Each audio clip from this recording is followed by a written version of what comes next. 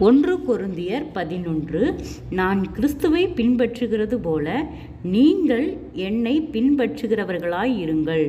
சகோதரரே, நீங்கள் எல்லாவற்றிலும் என்னை நினைத்து கொண்டு நான் உங்களுக்கு ஒப்புவித்தபடி நீங்கள் கட்டளைகளை கைக்கொண்டு வருகிறதின் நிமித்தம் உங்களை புகழுகிறேன். ஒவ்வொரு புருஷனும் கிறிஸ்து தலையாய் இருக்கிறார் என்றும், ஸ்திரீக்கு புருஷன் தலையாய் இருக்கிறான் என்றும், கிறிஸ்துவுக்கு தேவன் தலையாய் இருக்கிறார் என்றும் நீங்கள் அறிய வேண்டும் என்று விரும்புகிறேன். ஜெபம் பண்ணுகிற போதாவது, தீர்க்க தரிசனம் சொல்லுகிற போதாவது, தன் தலையை மூடிக்கொண்டிருக்கிற எந்த புருஷனும் தன் தலையை கனவீனப்படுத்துகிறான்.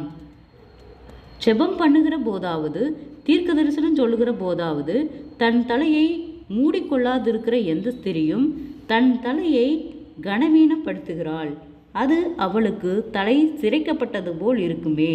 ஸ்திரியானவள் முக்காடிட்டு கொள்ளாவிட்டால் தலைமயிரையும் கத்தரித்து போட கடவள்.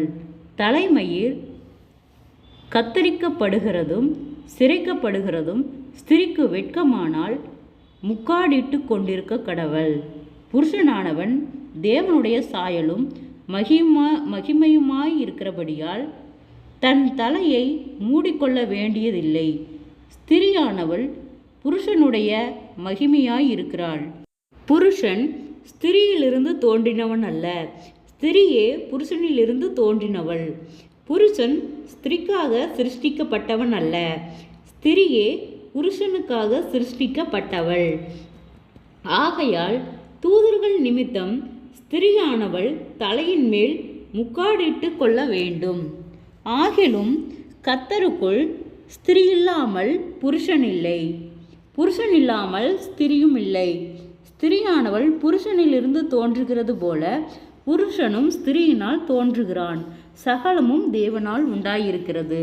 ஸ்திரியானவள் தேவனை நோக்கி ஜெபம் பண்ணுகையில் தன் தலையை மூடிக்கொள்ளாமல் இருக்கிறது லட்சணமாயிருக்குமோ என்று உங்களுக்குள்ளே நிதானித்து கொள்ளுங்கள். புருஷன் மயிரை நீளமாய் வளர்க்கிறது அவனுக்கு கனவீனமாய் இருக்கிறது என்றும், ஸ்திரீ தன் மயிரை நீளமாய் வளர்க்கிறது அவளுக்கு மகிமையாய் இருக்கிறது என்றும் சுபாவமே. உங்களுக்கு போதிக்கிறதில்லையா?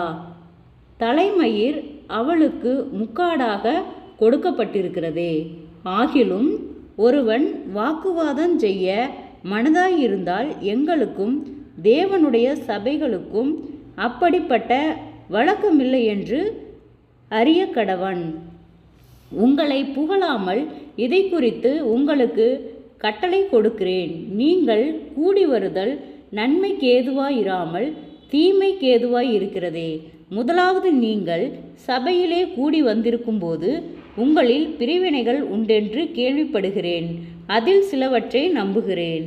உங்களில் உத்தமர்கள் இன்னார் என்று வெளியாகும்படிக்கு மார்க்க பேதங்களும் உங்களுக்குள்ளே உண்டாயிருக்க வேண்டியதே. நீங்கள் ஓரிடத்தில் கூடி வரும்போது அவனவன் தன் தன் சொந்த போஜனத்தை முந்தி சாப்பிடுகிறான். ஒருவன் பசியாயிருக்கிறான், ஒருவன் வெறியாயிருக்கிறான். இப்படி செய்கிறது கர்த்தருடைய ராபோஜனம் பண்ணுதல் அல்லவே. புசிக்கிறதற்கும் குடிக்கிறதற்கும் உங்கள் வீடுகள் இல்லையா? தேவனுடைய சபையை அசட்டை பண்ணி இல்லாதவர்களை வெட்கப்படுத்துகிறீர்களா? உங்களுக்கு நான் என்ன சொல்லுவேன்? இதை குறித்து உங்களை புகழ்வேனோ? புகழேன். நான் உங்களுக்கு ஒப்புவித்ததை கர்த்தரிடத்தில் பெற்றுக்கொண்டேன். என்னவெனில், கர்த்தராகிய இயேசு தாம் காட்டி கொடுக்கப்பட்ட அன்று ராத்திரியிலே அப்பத்தை எடுத்து ஸ்தோத்திரம் பண்ணி அதை பிட்டு, நீங்கள் வாங்கி புசியுங்கள், இது உங்களுக்காக பிற்கப்படுகிற என்னுடைய சரீரமாய் இருக்கிறது, என்னை நினைவு கூறும்படி இதை செய்யுங்கள் என்றார். போஜனம் பண்ணின பின்பு அவர் அந்தப்படியே பாத்திரத்தையும் எடுத்து, இந்த பாத்திரம் என் இரத்தத்தினால் ஆகிய புதிய உடன்படிக்கையாய் இருக்கிறது. நீங்கள் இதை பானம் பண்ணும் போதெல்லாம் என்னை நினைவு கூறும்படி இதை செய்யுங்கள் என்றார். ஆகையால் நீங்கள் இந்த அப்பத்தை புசித்து இந்த பாத்திரத்தையும் பானம் பண்ணுகிற போதெல்லாம் கர்த்தர் வருமளவும் அவருடைய மரணத்தை தெரிவிக்கிறீர்கள். இப்படி இருக்க எவன் அபாத்திரமாய் கர்த்தருடைய அப்பத்தை புசித்து அவருடைய பாத்திரத்தில் பானம் பண்ணுகிறானோ அவன் கர்த்தருடைய சரீரத்தையும் இரத்தத்தையும் குறித்து குற்றமுள்ளவனாய் இருப்பான்.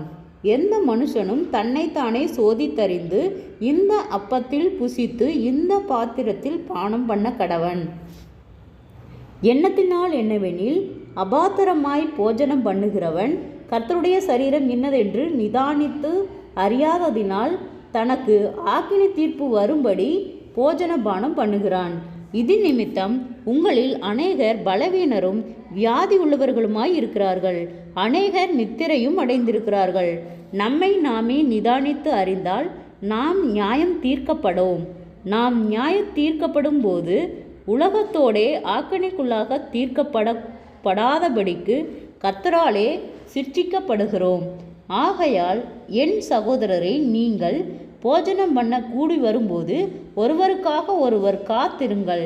நீங்கள் ஆக்கினைக்கேதுவாக கூடி வராதபடிக்கு ஒருவருக்கு பசியாயிருந்தால் வீட்டிலே சாப்பிட கடவன். மற்ற காரியங்களை நான் வரும்போது திட்டம் பண்ணுவேன். ஜெபம். கிருபையாய் நேசிக்கிறத நல்ல தகப்பனே, ஆசீர்வாதமான வேலைக்காய் நன்றி செலுத்துகிறோம். இயேசுவின் நாமத்தினாலே 1 கொரிந்தியர் 11வது அதிகாரத்தை தியானிக்க கொடுத்த தயவுக்காய் நன்றி செலுத்துகிறோம். இயேசுவின் நாமத்தினாலே இதிலே கர்த்தாவே உம்முடைய பந்தியை குறித்து நாங்கள் இதில் விரிவாய் தியானித்தோம். கர்த்தாவே, இதன்படி ஆண்டவரே ஒவ்வொருவரும் கீழ்ப்படிந்து நடக்க கர்த்தாவே நீர் இரக்கம் பாராட்டும். அறியாமையினால் செய்த தவறுகள், குறைகள், குற்றங்கள், மீறுதல்கள், பாவங்கள் யாவையும் கர்த்தர் ஒவ்வொருவருக்கும் மன்னிக்கும்படியாய் நாங்கள் ஜெபிக்கிறோம். இயேசுவின் நாமத்தினாலே ஒவ்வொருவரும் கையிட்டு செய்கிற வேலைகள், போகிற வருகிற பிரயாணங்கள், அவர்களுடைய தேவைகள் யாவையும் கர்த்தர் சந்தித்து பாதுகாத்து வழிநடத்தும்படியாய் நாங்கள் ஜெபிக்கிறோம். ஆண்டவரே, கர்த்தருடைய நாமம் மகிமைப்படும்படியாக ஆண்டவரே சோர்ந்து போன ஒவ்வொரு இருதயங்களையும் கர்த்தர் பலப்படுத்துவீராக. வியாதிகளோடு பலவீனங்களோடு இருக்கிற ஒவ்வொருவருக்காய் நாங்கள் ஜெபிக்கிறோம். அற்புத சுக பலன் ஆரோக்கியத்தை கட்டளையிடும். நீதியின் வலகரத்தால் தாங்கி வழி நடத்தும் ஆண்டவரே. பொல்லாத கொள்ளை நோய்களுக்கு நீர் விலக்கி பாதுகாத்து கொள்ளும். சோர்ந்து போன ஒவ்வொரு இருதயங்களையும் கர்த்தரே பலப்படுத்தும். கடன்பாரத்தோடு இருக்கிற ஒவ்வொருவருக்காய் நாங்கள் ஜெபிக்கிறோம். அந்த கடன்பார கட்டுகளிலிருந்து கர்த்தர் விடுதலை கொடுத்து ஆண்டவரே அவர்கள் கையிட்டு செய்கிற வேளையில் ஒரு ஆசீர்வாத மலையை கட்டளையிடும்படியாய் நாங்கள் ஜெபிக்கிறோம். ஆண்டவரே, அவர்கள் மீதம் எடுக்கத்தக்கதாக, ஆண்டவரே அவங்கள் பாத்திரம் நிரம்பி வழியத்தக்கதாக கர்த்தாவே நீர் ஒரு அற்புதங்களையும் அதிசயங்களையும் காணும்படி செய்யும். ஆண்டவரே, நீர் நேற்றும் இன்றும் என்றும் மாறாதவர். ஒருவராய் பெரிய அதிசயங்களை செய்தவர். சேனைகளின் தேவனாகிய கர்த்தர் நீர் பரிசுத்தர். நீர் பரிசுத்தராய் இருக்கிறது போல எங்களையும் பரிசுத்தப்படுத்தி பாதுகாத்து வழி நடத்தும். ஆண்டவரே, அநேக சோர்வுகள், பலவீனங்கள், முன்னோருடைய சாபக்கட்டுகளுக்கும் நிந்தைகள், அவமானங்களுக்கும், அநேக தடுமாற்றங்கள், பாடுகள் எல்லாவற்றுக்கும் கர்த்தர் விலக்கி பாதுகாத்து கொள்ளும். ஒவ்வொருவருடைய பிரயாணத்திலும் கர்த்தருடைய கரம் கூட இருந்து அவர்களை பாதுகாத்து வழி நடத்தும். எல்லா ஆபத்துகளுக்கும் விபத்துகளுக்கும் நீர் விலக்கி பாதுகாத்து கொள்ளும். நீதியின் தேவன் ஒவ்வொருவரையும் நீர் ஆளுகை செய்யும். நீரே பொறுப்பெடுத்துக் கொள்ளும். இம்மட்டும் வழி நடத்தின கர்த்தர் இனிமேலும் ஒவ்வொருவரையும் பாதுகாத்து வழி நடத்தும்படியாய் நாங்கள் ஜெபிக்கிறோம். ஆண்டவரே, அற்புதத்தின் தேவன் ஒவ்வொருவரையும் ஆச்சரியமாய் அதிசயமாய் வழிநடத்தும். பிரிந்த குடும்பங்களை கர்த்தரே சேர்ப்பீராக ராஜா. கர்த்தரால் கூடாத காரியம் ஒன்றுமே இல்லை. ஆராய்ந்து முடியாத பெரிய காரியங்களின் எண்ணி முடியாத அதிசயங்களையும் செய்கிறவர். ஆண்டவரே, குறைவுகள் எல்லாம் கிறிஸ்து இயேசுக்குள் மகிமையால் நிறைவாக்கப்படட்டும். அற்புதம் காணட்டும். ஒவ்வொருவரும் சாட்சியுள்ள பிள்ளைகளாய் நிற்கட்டும். கர்த்தாவே, நீரே பொறுப்பெடுத்துக் கொள்ளும். ஆளுகை செய்யும். இயேசுவின் மூலம் ஜெபங்களும் பிதாவே, ஆமேன்.